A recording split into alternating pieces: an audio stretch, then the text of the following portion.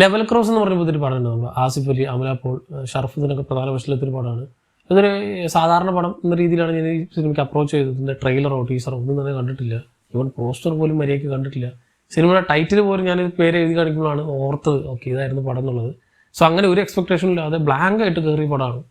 But it was very creative and ഒരുമാതിരി ഒരു mind bending movie പോലെയുണ്ട്. എനിക്ക് ഒട്ടും പ്രതീക്ഷിക്കാത്തത് കൊണ്ടായിരിക്കും എനിക്ക് പക്ഷേ ഈ ഒരു ലെവലിലേക്ക് വന്നത്. കാരണം ഇത് തുടങ്ങുമ്പോൾ ഭയങ്കര ഒരു സ്ലോ പേസിൽ ഒരു അവാർഡ് പടം പോലെ നമ്മൾ തോന്നിപ്പിച്ചിട്ട് ഇത് സിനിമ എൻഡ് ചെയ്തപ്പോൾ it became A mind twister movie.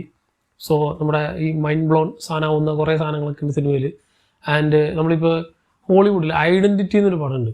എനിക്ക് അതുമായിട്ട് ഒരുപാട് സാമ്യം തോന്നി. അതിൻ്റെ കോപ്പി ചെയ്യുന്നതല്ല, അതേപോലത്തെ രീതിയിലുള്ള ആ ഒരു ഐഡൻറ്റിറ്റിയെ ബേസ് ചെയ്തിട്ടുള്ളൊരു മൈൻഡ് ബെൻഡിങ് സാധനം. അധികാരമൊന്നും വരാത്ത വളരെ ഐസൊലേറ്റഡ് ആയിട്ടുള്ള ഒരു ഏരിയയിലുള്ള ഒരു ലെവൽ ക്രോസ്, വല്ലപ്പോഴൊക്കെ 1-2 ട്രെയിൻ പോയാൽ പോയി.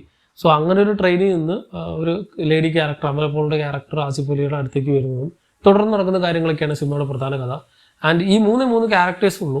ഈ 3 ക്യാരക്ടേഴ്സിനെ വെച്ചാണ് ഈ 2 മണിക്കൂർ നമ്മൾ എൻഗേജ് ചെയ്യിപ്പിച്ച് സിനിമ കൊണ്ടുപോകുന്നത്. ആൻഡ് തുടക്കത്തിലൊക്കെ ഞാൻ ഈ പറഞ്ഞ പോലെ കുറച്ചൊരു ഇഴയിലും അല്ലെങ്കിൽ ഒരു മെല്ലപ്പോക്കും ഓക്കെ ഇത് വലിയ കാര്യം ഉണ്ടാവില്ല നമ്മൾ വിചാരിച്ചിട്ട് പിന്നീട് അങ്ങോട്ട് ഇവരുടെ കോൺവെർസേഷനിലൂടെ ഈ സാധനത്തിൻ്റെ ലെവൽ ഇങ്ങനെ മാറി കയറും. സോ ലെവൽ ക്രോസിൻ്റെ പേര് പറയുന്ന പോലെ തന്നെ ഇതിൽ ലെവൽ ഇങ്ങനെ കയറിയിട്ട് ഭയങ്കര എൻഗേജിങ് ആൻഡ് ഇൻട്രസ്റ്റിംഗ് ആയിട്ട് പോകും ഓരോ പ്ലോട്ട് പോയിന്റ് എത്തുമ്പോഴും. ആൻഡ് സിനിമ എൻഡ് ചെയ്യുമ്പോൾ ഒരുപാട് അൺആൻസേർഡ് ക്വസ്റ്റ്യൻ പലർക്കും ഉണ്ടാവും. പക്ഷേ എനിക്കിതിൻ്റെ എല്ലാ ആസ്പെക്റ്റും കംപ്ലീറ്റ് ആയിട്ട് എൻഗൾഫ് ചെയ്യാൻ പറ്റി. കാരണം ഞാൻ ആ ഒരു സ്ലോ പേസിൽ നിന്ന് പിന്നീട് അങ്ങോട്ട് ക്ലച്ച് പിടിച്ച് കയറും തോറും ഓരോ ഡയലോഗും ഞാൻ ഓർത്ത് വെച്ചത് കൊണ്ട് സിനിമയിൽ അവസാനം കാണിക്കുന്ന ചെറിയ മൈന്യൂട്ടായിട്ടുള്ള ഒരു എൻക്രെഡിറ്റ് പോലുള്ള സീക്വൻസ് അടക്കമുണ്ട്. സോ അതിലടക്കം പറഞ്ഞ സാധനം എന്താണെന്ന് വ്യക്തമായിട്ട് നമുക്ക് കിട്ടും. സോ ഇങ്ങനെ അതിൻ്റെ ഡയലോഗ്സിനകത്ത് കുറേ മിസ്റ്ററി വെച്ച് അവർ 3 ക്യാരക്ടേഴ്സ് അവരാരാണ് എന്താണെന്നൊക്കെ ഉള്ള ഒരു ഐഡൻറ്റിറ്റി മിസ്റ്ററി കാണിക്കുന്ന നല്ലൊരു മിസ്റ്ററി ത്രില്ലറായിട്ട് എനിക്ക് തോന്നി സിനിമ കണ്ടു കഴിഞ്ഞപ്പോൾ. സോ നല്ല എൻഗേജിങ് ആയിട്ടുള്ളൊരു മൂവി. അമിത പ്രതീക്ഷകളൊന്നും വെക്കരുത്. സിനിമയിൽ ഒന്നും തന്നെ പ്രത്യേകിച്ച് നടക്കില്ല. കാരണം ജസ്റ്റ് ആ ഒരു സ്പേസിൽ ഈ ഒരു 3 ക്യാരക്ടേഴ്സ് എന്ത് ചെയ്യുന്നു എന്ന് മാത്രമായിരിക്കും സിനിമ. അല്ലാതെ വേറെ അങ്ങോട്ട് പോവില്ല, വേറെ അങ്ങോട്ട് മാറില്ല, വേറെ ആരും വരാനുമില്ല. സോ ഇവരെ വെച്ച് അവർ മിനിമൽ ടൈം കൊണ്ട് അവർ മിനിമം പേഴ്സൺസിന് വെച്ച് എന്തൊക്കെ കാണിക്കാമെന്ന് ഇപ്പോൾ നമ്മളിപ്പോൾ റീസെൻ്റ്ലി മലയാളത്തിൽ നിന്ന് തന്നെ ബ്രഹ്മയുഗം കണ്ടു. ഒരു 3 ക്യാരക്ടേഴ്സ് ഉള്ളു. അവർ വെച്ച് അങ്ങനെയാണ് അവർ വളരെയധികം ഐസൊലേറ്റഡ് ആയിട്ടുള്ള ഒരു ഏരിയയിൽ അവർ മികച്ചൊരു സിനിമാറ്റിക് എക്സ്പീരിയൻസ് നമുക്ക് തന്നത്.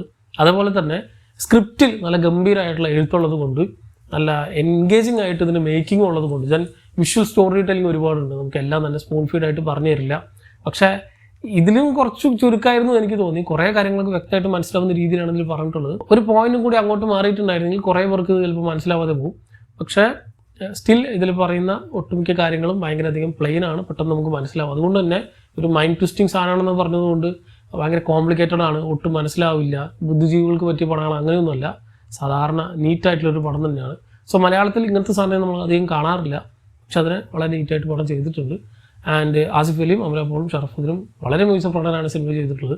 ആൻഡ് ഇവരുടെ 3 പേരുടെ 3 പല ഷെയ്ഡുകളൊക്കെ വരുന്നുണ്ട് ഇടയ്ക്ക് മാറി മറിഞ്ഞിട്ടൊക്കെ. സോ അതൊക്കെ അടിപൊളിയായിട്ട് തന്നെ ആ ഒരു മിനിമൽ ടൈം കൊണ്ട് ആ ഒരു മിനിമം ആ ഒരു ക്യാരക്ടർ സ്റ്റഡിയിലൂടെ തന്നെ ചെയ്യുന്നുണ്ട്. കാരണം ഇത്ര ടൈമേ ഉള്ളൂ, അതിൽ ഇത്രയും കാര്യങ്ങൾ പറയാമെന്ന് പറഞ്ഞാൽ ഗംഭീരമായിട്ട്. സോ റൈറ്റിങ്ങിനോടൊപ്പം തന്നെ ഡയറക്ഷനും മറ്റെല്ലാ ഡിപ്പാർട്ട്മെൻറ്റും അടിപൊളിയായിട്ട് ചെയ്യുന്നുണ്ട്. ഈവൻ ആ ഒരു ടെറൈനിന് തന്നെ ഒരു കഥ പറയാനുണ്ടാവും, ആ ഒരു ജോഗ്രഫിക്ക് തന്നെ ഒരു കഥ പറയാനുണ്ടാവും.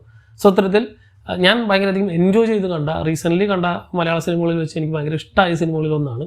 സോ ഞാൻ ഈ പറഞ്ഞ പോലെ ഒരുപാട് പ്രതീക്ഷ വയ്ക്കരുത്, ഒരു വേറെ ലെവൽ സാധനം എന്നല്ല ഞാൻ പറയുന്നത്. യൂഷ്വലി നമ്മൾ മലയാളത്തിൽ നിന്ന് അധികം കാണാത്ത വേറൊരു എക്സ്പീരിയൻസ് ആയിരിക്കും സിനിമ. സോ ആ രീതിയിൽ അപ്രോച്ച് ചെയ്യുകയാണെങ്കിൽ തീർച്ചയായിട്ടും ഈ സിനിമ ഇഷ്ടപ്പെടും. സോ ഈ ആഴ്ച ഇറങ്ങിയതിൽ വാച്ച് ചെയ്യാൻ പറ്റുന്ന, നല്ല റെക്കമെൻഡ് ചെയ്യാൻ പറ്റുന്ന നല്ലൊരു സിനിമയായിട്ട് എനിക്ക് തോന്നി. തീർച്ചയായിട്ടും കണ്ടുനോക്കാം. അധികം ആൾക്കൊന്നും തിയേറ്ററിൽ കണ്ടില്ല. ഐ തിങ്ക് മറ്റു വലിയ സിനിമകൾ ഇപ്പോൾ ഡെഡ്പൂൾ ഉണ്ട്, നമ്മുടെ റായനുണ്ട്, ആ സിനിമയ്ക്കൊക്കെ ആയിരിക്കും കൂടുതൽ ആൾക്കാർ കയറാം. പക്ഷേ കമ്പാരിറ്റീവ്ലി നല്ലൊരു പടമായിട്ടാണ് എനിക്ക് തോന്നിയത്. കണ്ടവരുണ്ടെങ്കിൽ നിങ്ങൾ അഭിപ്രായം പറയാം. മറ്റൊരു വീഡിയോയിൽ വീണ്ടും കാണാം. നന്ദി.